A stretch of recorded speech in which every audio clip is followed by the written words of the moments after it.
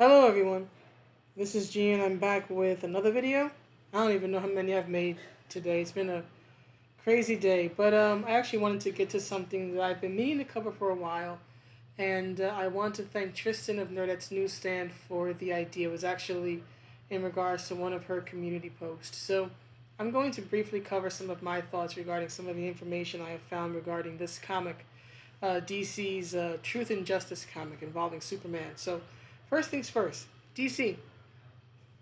While this cover is nice, right? Superman in chains and all this other stuff, I have very sharp eagle eyes, and I know when the idea for a cover is being reused. You may not want to make it so damned obvious next time. I'm just saying. But anyway, let's move on into the actual meat of the matter. I wouldn't call this a comic review. I haven't read the comic yet, but I have read some information about it. And I've listened to Tristen's video about it, and I've read the CBR article. So I'm going to give a few opinions based on the information that I currently have. All right, so we have this article from CBR, Comic Book Resources, saying Superman shows why Clark Kent is a champion for social justice. And in my personal opinion, here's your very first mistake. Social justice is not actual justice, in my personal opinion. I know that's going to tick some people off, but tell me what social justice has done positively for the people it claims to fight for and defend. It certainly hasn't helped black and brown neighborhoods from what I've seen. It hasn't won any group their legal rights or social acceptance. It hasn't saved a person's life. So I fail to see where social justice has truly, honestly been just, especially with its hyper focus on errors and sins and personal offense to the point of costing people their jobs. So still waiting for the whole justice part of social justice. Because, see, part of justice is mercy. And social justice, from what I've seen, in particular, the cancel culture arm, seems to be severely lacking in mercy. But I wanted to just point out a few things that are in the article, which is linked in the description because I did not feel like editing all these images. So it says here in the article that in DC history, Superman has always been a force for good and someone who stands against oppression. This is true, yes. And then it talks about a comic called Superman Smashes the Klan. Okay, fine. Right, it says here that Superman's tireless devotion to justice is a core part of why he's such an iconic, beloved character.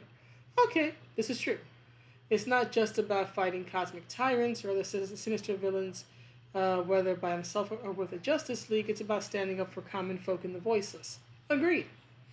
Right? And so it goes into the story here, or at least parts of the story. So it says here that Clark is a staunch defender of Bud, a young black man who was incarcerated despite evidence suggesting he wasn't guilty of a robbery. Clark collected even more evidence and helped build the case in the public eye. Okay, first things first. First things first. If Clark Kent found more evidence to prove that this young man, Bud, is innocent of what he's been accused of, then wouldn't it behoove him to turn this information over to the police? Because here's the thing, while yes, it can be nice of him and helpful to build a case, to build a stronger, more sympathetic case for Bud in the public eye, in the end, Clark is a newspaper writer. He's a news reporter. That's how he speaks truth to power, by reporting the news. He is not in law enforcement. He's not a police officer. He's not an attorney. So would it not behoove him to turn this information over to the police? Now, perhaps in the comic he does. I will give that benefit of the doubt because I haven't read the whole comic. I can't speak on that. But it's not mentioned in this article that he hands the information over to the cops. And at least from what I've seen and what I've heard from Tristen, there's no mention of Clark handing this vital information that would prove this young boy's innocence over to the police.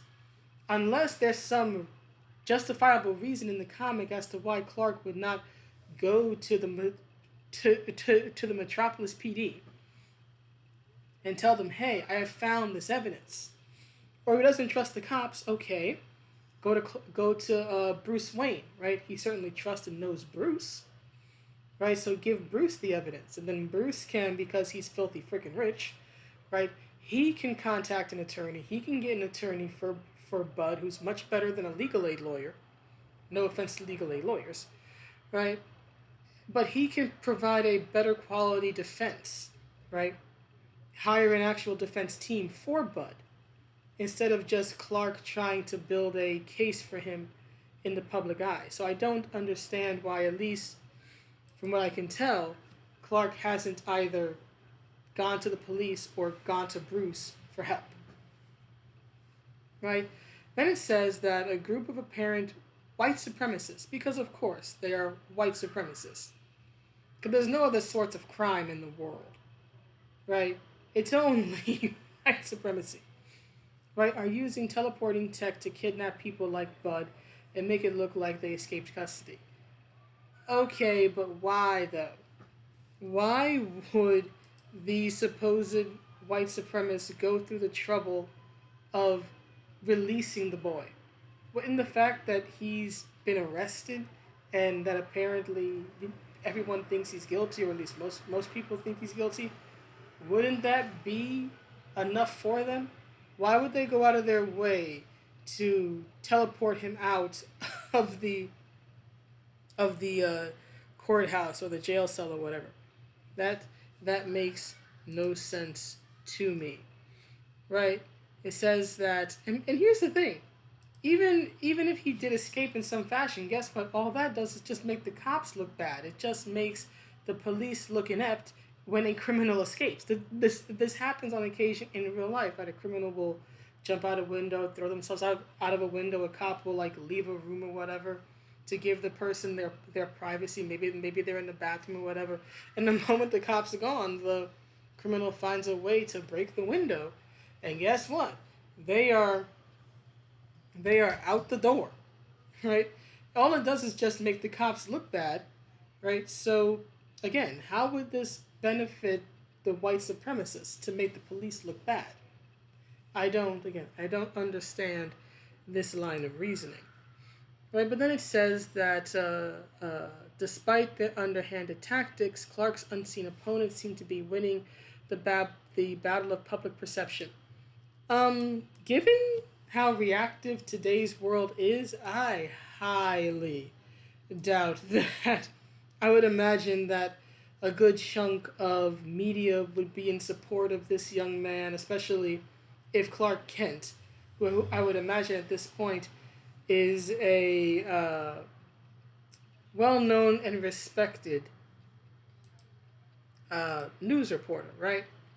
I would imagine that if anything, public support would be in favor of this man, this young man, and not against him. But anyway, it says that even Perry White and the Daily Planet hesitate to dig into what's really going on, right? But then it says, as a journalist, it's Clark's role to unearth the truth even when it goes against the grain. Okay, that's true. That's kind of the reason why when his comic took off, he became a news reporter, because back then that was how you spoke truth to power, through the news. Now, sadly, it seems like the news is just as I would say the news is in bed largely with the power, right? They are part of the power. They are part of the inner circle, right? Says as much as Superman saves Bud from a bullet or chides racist cops, because again, all police must be racist. You can't think of any other situation where a police officer might be pursuing the wrong person or might be pursuing a black person. It must be racism. It can't be any other reason, because humans are that simple. He knows Clark has to do the job of convincing the public because they need to hear it from a human. I would like to repeat that Superman is an alien. But anyway, in an effort to reveal the scope of what's going on, Clark Kent goes on a political talk show where he makes a case for the black men against a hostile host. Okay, but here's the thing. It's not really Clark's place to speak for black men. It's his place to speak for this particular individual who happens to be an African American man. The point is to prove that this particular young man is not guilty, right? That public perception of him is wrong. It is not for Clark to argue for black men. Besides, doesn't that what wouldn't that literally put Clark in the role of the white savior, especially given his powers and the fact that he's basically a physical god, right? It's been mentioned several times that um, how do I put it? That Clark or Superman, Kal, whatever you want to call him, right? He could basically take over Earth anytime he wanted to. It's just that it never comes across his mind to do so unless you're dealing with like an injustice type of situation or whatnot. But that would literally, for him to make a case for black men, would literally put him in the role of the holy white savior, especially given the religious influence of the character of Superman, Moses and Jesus and all this other stuff. Right? Then it says, as Clark mentions the tenets of structural racism like implicit bias, arrest quotas, corrupt politicians, and exoneration rates. This is true, but at the same time, these are not things that only black people have been subjected to. If you look into the history of racism, you will see that these type of social ills have been exercised against the Jewish. It's been exercised against the Irish. It's been exercised against the Italians, the Chinese, various types of groups in different parts of American history. It's good to know your history. So yes, there are definitely these type of issues which sadly will always be around in some fashion because the flaws of the human condition. But this is not something that just black people or just the black race has ever experienced in America. Again, read your history. But then it talks about sort of like things come to a head, where vigilantes confront a group of criminal justice reform protesters. Clark warns them about due process. It shows a clip here. I should say a clip of a comic panel. Them asking basically what authority does he have to stop them? And as Superman, Clark says the authority of due process.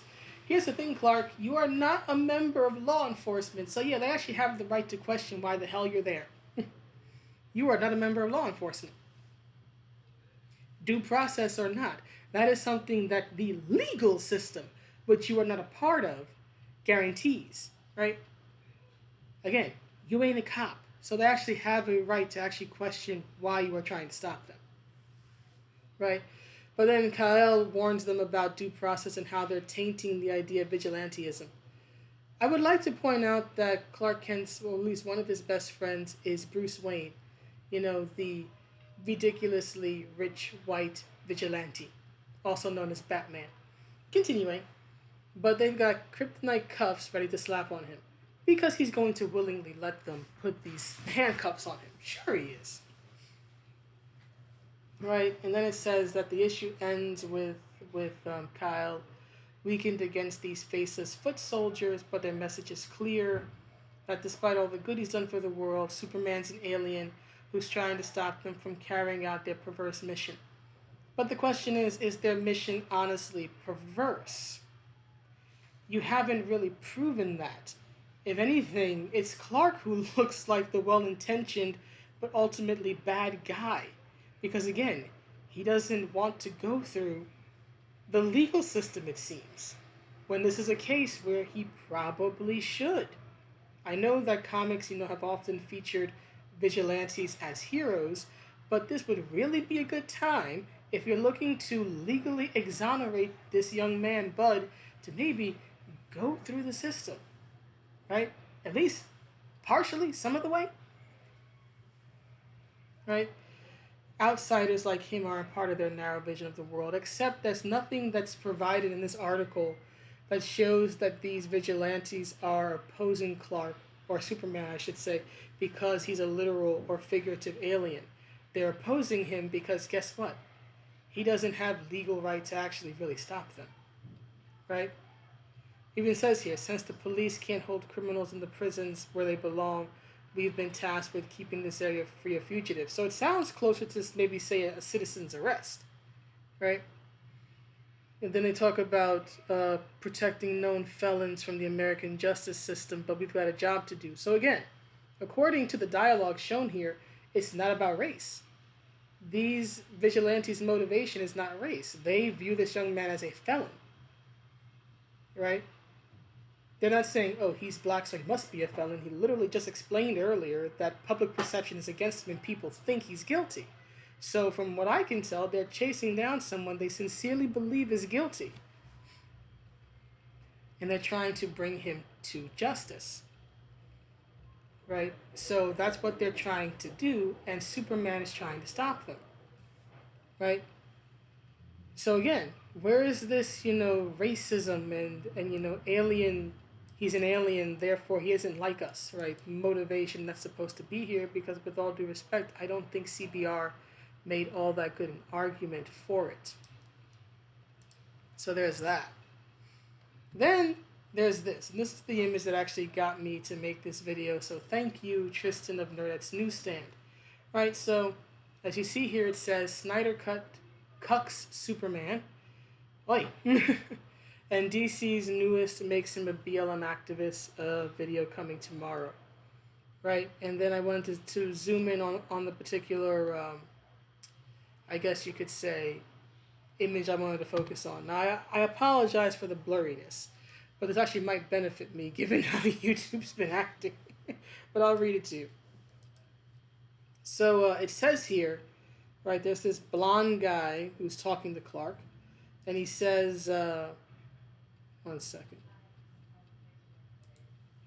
It says, when did it become okay to break the law? Where's the sympathy for the victims of violent crime? I agree with him. That's a very good point. That's something I've brought up several times in my own videos, right? Where is the sympathy for the victims of these crimes? So then Clark responds with, when I was a kid in Smallville, I knew every police officer's first name. They knew mine. Here's the first few issues I take with this. Okay, Clark has got to be, what, in his mid-30s at least, right? He's married, he's got a kid. Maybe he's not married, I don't know. It's, Brian Michael Bendis just tore the poor man to shreds in his comics. I've read a few of them a while back. I was like, oh God. But anyway, traditionally, let's say, Superman is supposed to be at least somewhere in his probably mid to late 30s, and a family man, right? Married, has a son, right?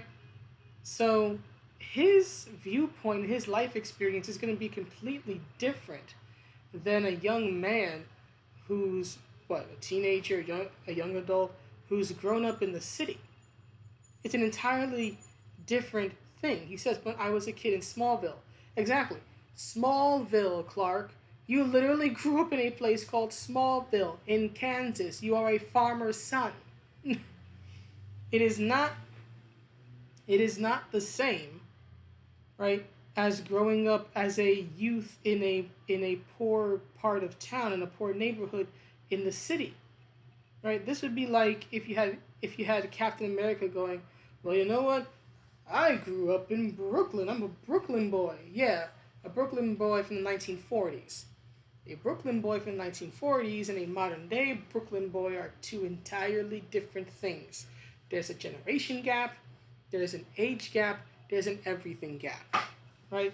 Clark's experience and his understanding of society, right, of socialization, of how things are supposed to work, is going to be incredibly different than this young man. It makes perfect sense to me that a middle-aged, around my age, man who grew up in a literal small town, a place literally called Smallville, in a rural area where you don't have a lot of people around, yeah, he's going to have a much closer relationship with probably most people he knows. So yes, it's not surprising that he knows every officer's first name, right? That's not the case when you grow up in the city. The city is too big.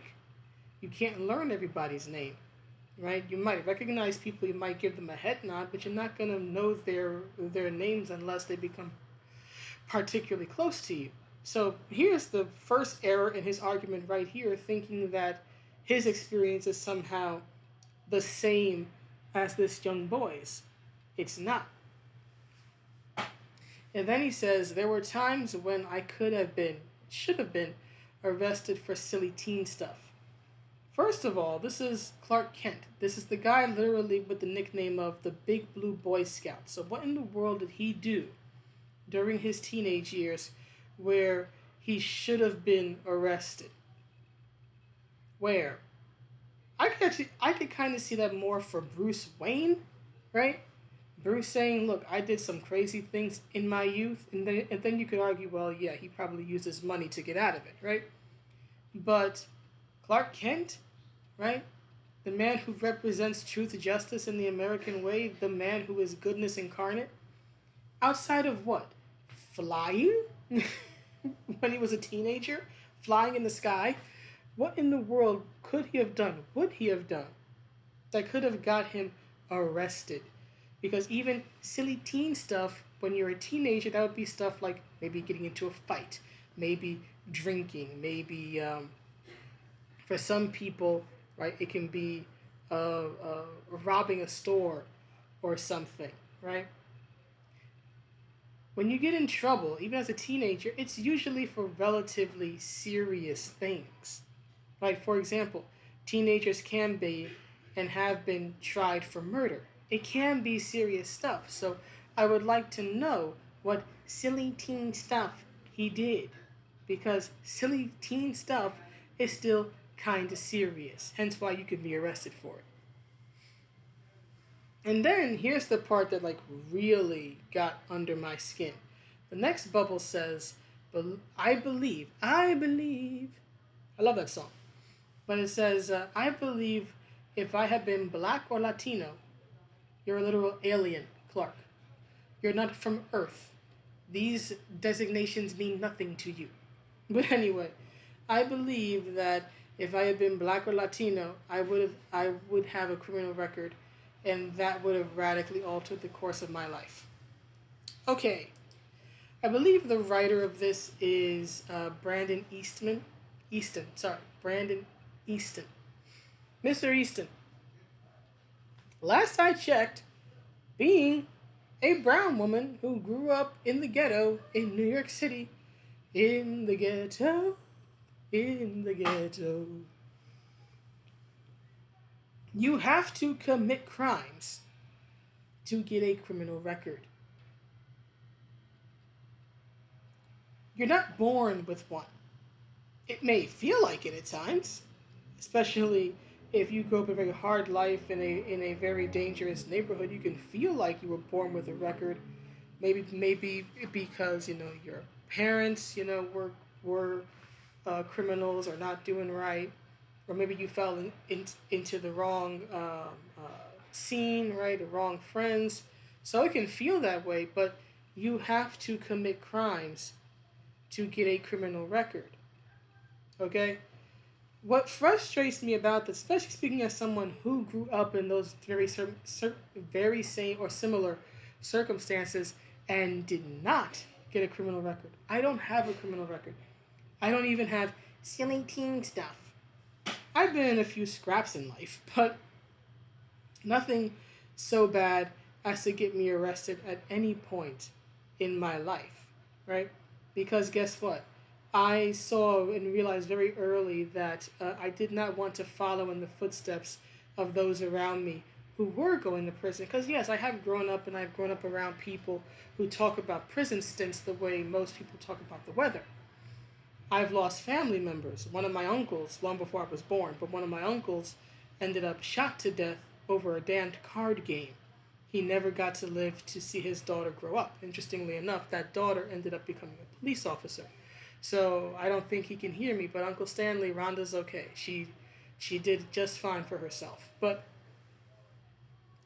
I understand how, at least to a degree, how violence can impact a black person's life, right? And their family, and their children, and their descendants. But there's also this thing called personal choice and personal responsibility.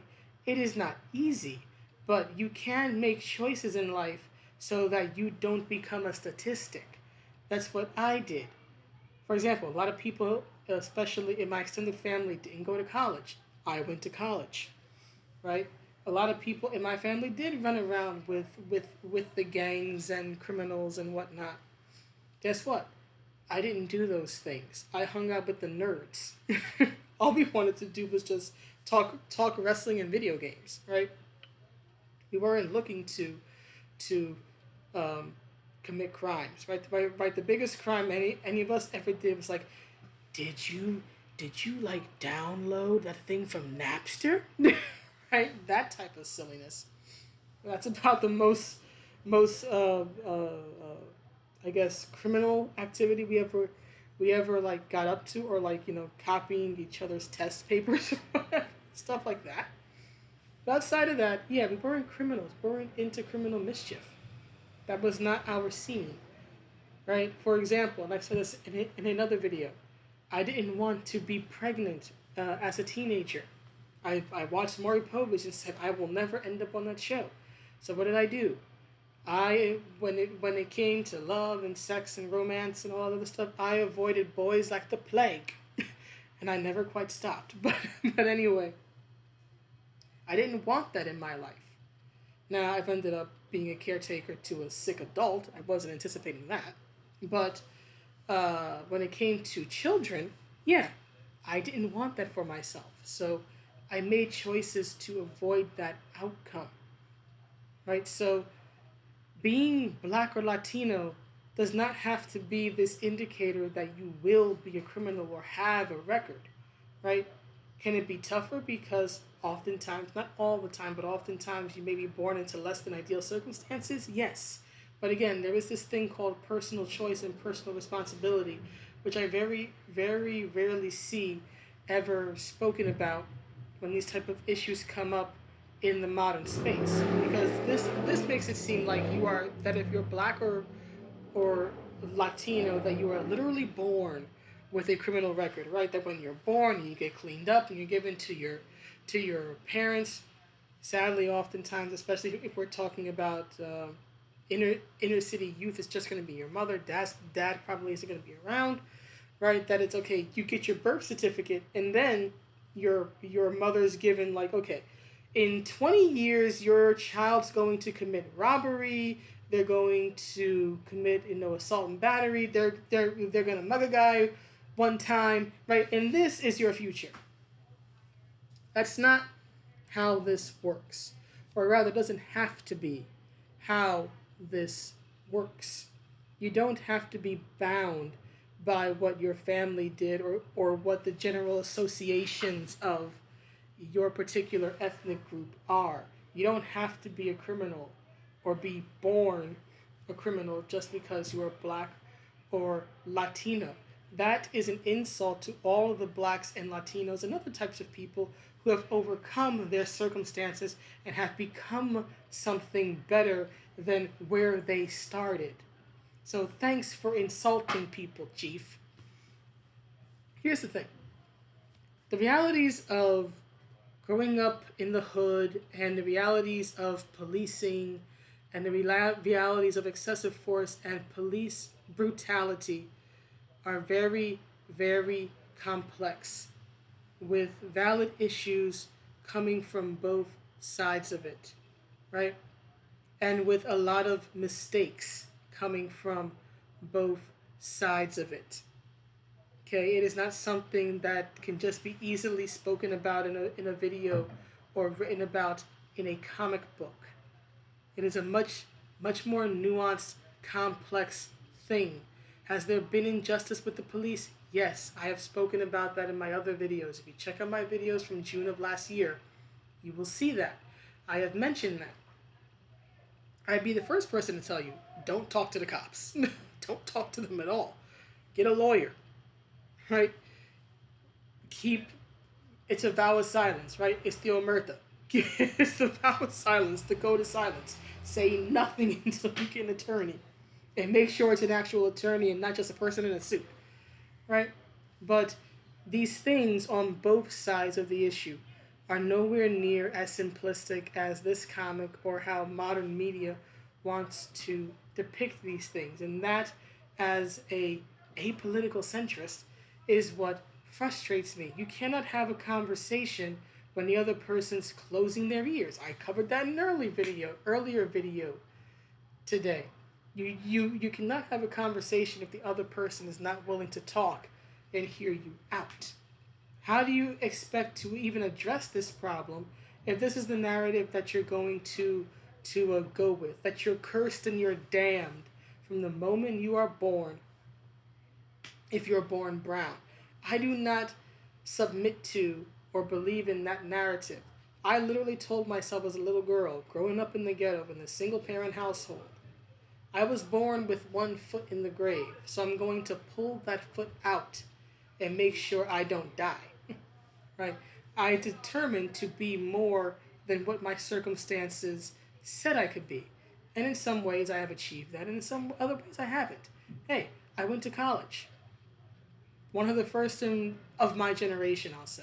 I'm not going to say no one in my family ever went to college, but it's not a common thing, at least up until my generation. I didn't have kids. Guess what? I know some of my family members who did have kids, and let's just say that I don't think they're quite prepared for it, right? They made decisions that negatively impacted their lives in serious ways, and I made different choices, which led me down a different path. I have a decent job. Not too many people can say that. I've been able to, again, avoid most of the problems that people my age that grew up under my circumstances have. So I consider myself pretty damn lucky, but because I made an active effort to be different and to not look at myself and go, oh, you're a lost cause. You're brown and you grew up in the ghetto. This is all you'll ever know. Screw all that noise. Please. Uh-uh. There is more to life than how you are born. And that goes for anybody. You can be born rich and end up dead in the gutter, and you can be born in the gutter and end up rich. There are too many stories going both ways for it to be a rare thing. But it all depends on what you do. Now, a final thing.